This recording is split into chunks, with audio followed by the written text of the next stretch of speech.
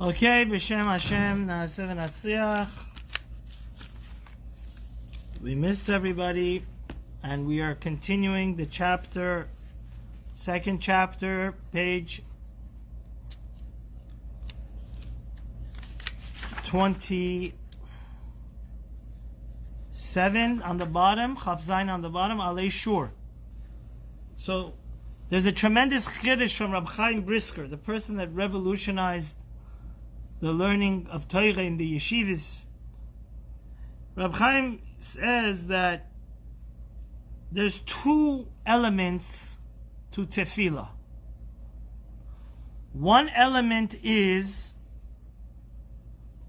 that you have to know that you're standing in front of God. And then there's a second aspect, that you have to know the meaning of the words. So Rav Chaim says like this. Rav Chaim says that Hare Maaseh Tefillah, we're on page 28 in the Alie Shiur now. La'amod lifnei Hashem, mavhil me'od. The essence, the DNA, to encapsulate and summarize what are we doing when we're praying. We're standing one-to-one, talking to our Father in heaven. Mavhil me'od. This is something outstanding.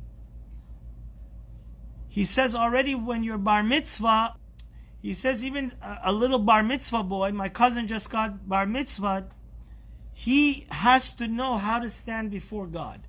Praying is standing before your God. And you have to really encourage yourself to do this. And that's why it's very hard to actually stop praying, because it's such a high meditative level that it's like you're going to crash. That's why Chasidim Arishonim, they had to prepare 1 hour, and it took them 1 hour to get to the regular world. And I was watching Rav Aryeh Kaplan Zatzal, one of the greatest American Kabbalists, and he says people think that Lahavdil Elfei Avdalot, it's from Buddhism, prayer and meditation, and that leaving your body and the spirituality. No, Avraham is the middle. It's an Eastern religion, the Torah. Lahavdil Elfei Havdalot, trillion Havdalot, to Buddhism or those things. But people tend to realize, and this is unfortunately, Rabbi Tatz has a whole book, The Buddha Jew, Letters to a Buddhist Jew. So many Jews have converted to Buddhism, they forgot. They learned from us how to meditate. That's why you're not allowed to walk in front of somebody that's praying. Because the Rambam says this black and white, that you're taking off your body, which is like your clothes, and connecting. You're going to a different world. Real prayer, that's why it takes really 1 hour before, and it even takes 1 hour after. And actually, the Gemara on Shabbat, page Yud, says, Hikon likrat Elokecha Yisrael. You have to prepare yourselves when you go to meet God. Prayer is a meeting with God. And it's such an awesome and auspicious meeting. And the Rif, the Rabbeinu Yonah, says basically, Dorot HaRishonim Bishat HaTefillah. Can you imagine? I did not know this, Rabbeinu Yonah. It says black and white. The great Rebbe of the Shaarei Tshuva, the author of the Shaarei Tshuva, the nephew, or some say the uncle of the Ramban. He says that Hasidim, the people that were praying in the earlier generations, when they would pray, they were getting close to a level of prophecy. And actually Rabbi Kaplan said this. It is a very... That's why the Chazon Ish actually writes, you need to put 110% of your energy, because you're getting to a level close to prophecy when you pray. Those that pray, I once told my Rebbe, Rabbi Yaakov Moshe Kalevsky, if somebody makes a mistake, are you allowed to talk, to fix him? He said you should be in such a high level that you don't even realize he's making a mistake. It's really... Those people that know how to pray, they're literally in a different world. And it takes a lot of time and energy to pray the appropriate way. That's why, parenthetically, it's a shame young Sephardic yeshiva boys, they don't realize. We've had a minhag, the Chida brings this, to say Patach El Yohan Navi. V'hamazhirim kezohar harakia, because it's Kabbalah, and it also opens up your heart and mind. Before we pray Shacharit, we say it. Before we pray Mincha, we say it.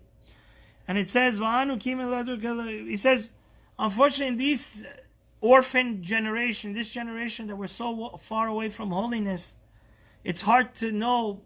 There may be a handful of people in the world that get close to prophecy when they pray, but that's the right way of praying. You always have to know what the right way of doing something is.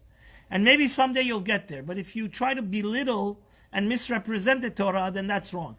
Rabbeinu Yonah is saying, black and white people, that prayer, if you has the potential to bring you close to the level of prophecy, nevuah. And it says, Gam alu mitalim beligvul b'shat tefillah. It says, if you know the potential of prayer, that it could make you close to prophecy, then you're willing to invest, right? Why are people willing to become a brain surgeon and invest 15 years of their life, not sleep many nights, studying for their exams and the boards so they can get certified? Because they know they're going to make millions of dollars being a brain surgeon. So that's why, if we know that through prayer you could connect to God and come to a level close to prophecy, then it's worth it to invest unlimited time and resources. It says, Anu zakuk or lerayot emunah. He says, actually, if you really saw a true tzaddik praying and getting close to the level of prophecy, you wouldn't have a doubt God exists.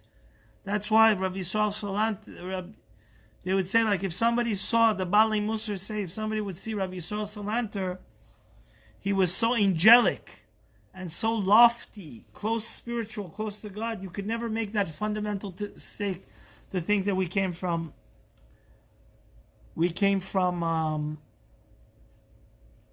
monkeys, chas v'shalom. לעמוד לפני השם בתפילתו ברבות העתים ימצא בליבו את הידיעה הזאת לפני השם מי עומד. So he says the most essential thing we have to do when we pray is we have to know we're standing in front of God. And we should be so awestruck. That's the whole meaning of Hashem sefatai tiftach ufi agit telatecha. Means, if God, when I'm talking to you, this is the whole meaning of Elul and Yom Kippur. God, I realize how small I am. I'm like a measly ant. And you're so unlimited and awesome and powerful. I can't even open my mouth. I'm so awestruck. I'm so dumbfounded and embarrassed and shamed in front of you. That's why before we pray, if you look in the commentaries, it says, Hashem sefatai tiftach. God, take me out of this I feel handcuffed. I feel so awestruck and so belittled in front of you because you're so awesome and I'm so small. So let my mouth open, because I know I'm standing in front of my Father in heaven, but He's Avinu Malkeinu. It's true He's our Father, but this Father has unlimited power. So the second idea is we have to know what we're saying. And I've been a rabbi 17 years. 2 weeks ago was my anniversary of being a rabbi. The first class I started giving is the meaning of prayer. Because I asked a lot of family and friends, first of all, we're so lucky to have Art Scroll and these wonderful sidurs. Shout out to my friend, Rabbi Kohen Sion, and David, his son, that we have amazing sidurim in English, and my wife gives a class on the siddur. There is such quality works to improve your prayer that it's beyond imagination. But what I'm trying to say is, isn't it a shame somebody 80, 90, 100 years could be saying Amen Yehei Shemei Rabbah, could be praying and say Shema. And I asked these people, dozens of them, do you know what you're saying? No, I don't know anything. So the second part of this coin is, you have to know that you're standing in front of God when you're praying. That's the most crucial intention and meditation you're supposed to have. The second thing is, you have to know the people that wrote the Sidur Rav Wolbe says was Ezra HaSofer. He was like a messianic figure. He was the one that established the land of Israel during the Second Temple. Him and 120 prophets wrote the Sidur. So there's very deep prophetic and meanings there. And the Grach, the Rab Chaim Mivilozhiner writes, Ki be'emet be'omek b'nimut kavan ze'en amson yodea. He says, really, since the prophets, 120 of the greatest prophets and rabbis during the time of the Second Temple, wrote the Sidur, the meaning is so deep, it could be that we'll never understand the true depths, because we're not on their level. Ki ma shemitkalel lanu ksat kavanot ha'tefillah b'rabotenu hashanim Kiddushei Elyon v'ad achron ha'Rav HaKadosh Arizal asher hifli v'gdil kavanot. First of all, the Arizal and the Rashash, you know that, like, we have a great rabbi in our city, Chacham Eliyahu Netaneli. The way God created the world, Baruch Sha'amar v'haya olam, God created the world through His holy names. So the Rashash, which was a reincarnation of the Arizal, like, if you ever saw, I saw a YouTube video of Rav Mordechai Eliyahu saying the bracha on lighting the menorah. It literally took 5 minutes because there's unlimited amount of different kavanot, sirufei shemot you could have.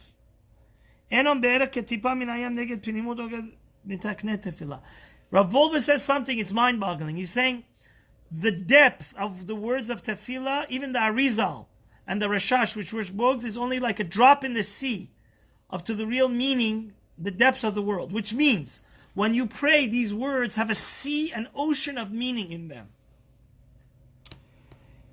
And it says that's why God made it. You have to know, before the Sidur was created, Rabbinical Judaism was created, everybody used to pray.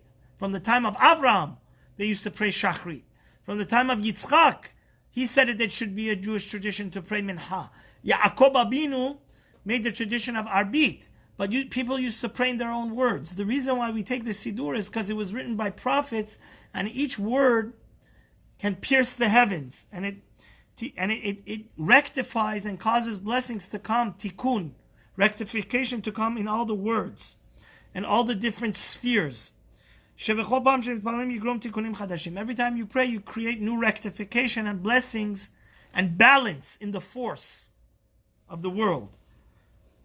Rab Chaim Vilazhiner writes in the Nefesh HaChaim, he says, there may be millions of people praying every day, the Sidur, but he says each prayer of each Jew creates a different spark and light and blessing in the world because everybody's heart has a different request. It's like a rainbow. Every heart and every person has a different way of talking to their Father in heaven. He says, actually, Rav Wolbe says something here. I haven't learned this chapter in many years. He says it's a shame. People think the Sidur is like a joke. It's just like an ABC book, Aleph Bet. No, it says it's one of the most difficult books and deepest books in all of the Gemara and all of our rabbinical literature. One of the deepest books that has a world of meaning is the Sidur.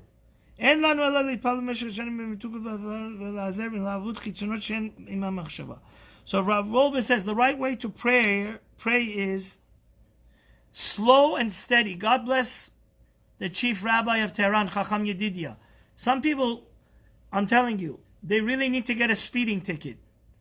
They think their prayer has no soul, neshama to it. They just want to rush through it to be Yotzei Zayin. That's wrong. You have to pray slowly. And Chacham Yedidia used to say, each word you get, first you have to get a receipt from God, and then go to the next word. These words, you're talking to the King of Kings.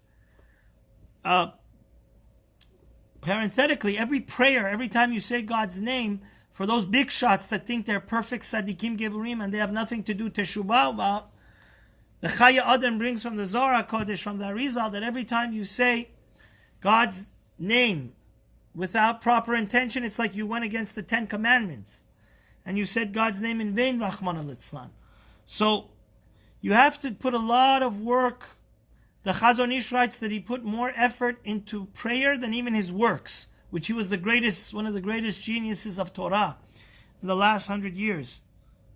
He was the architect for all of the great lofty Torah scholars, Torah system in Israel. And he said he put more time in his prayers than even his learning.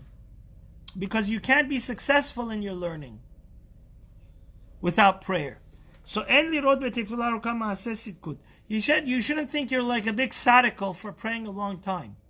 This is our mission. This is the way that we connect to our Father in heaven.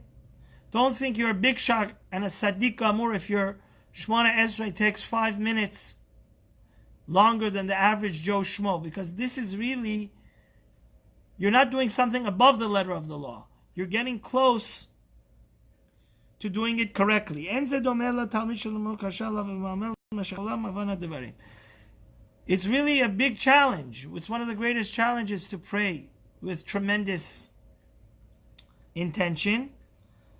But he says it's appropriate to pray from a Sidur. He says Rav Wolbe recommends that the greatest Sidur to him, that has the greatest meaning and has the greatest commentary, is the Siddur of Rav Eliyahu of Vilna, the Grozal. May Hashem help us that from our pure hearts our prayers be accepted by our Father in heaven, because we need Mashiach now, and we need him so desperately. There's so much different challenges and hardship that hopefully our prayers can bring Mashiach sooner than later. Have a wonderful night. Thank you for watching.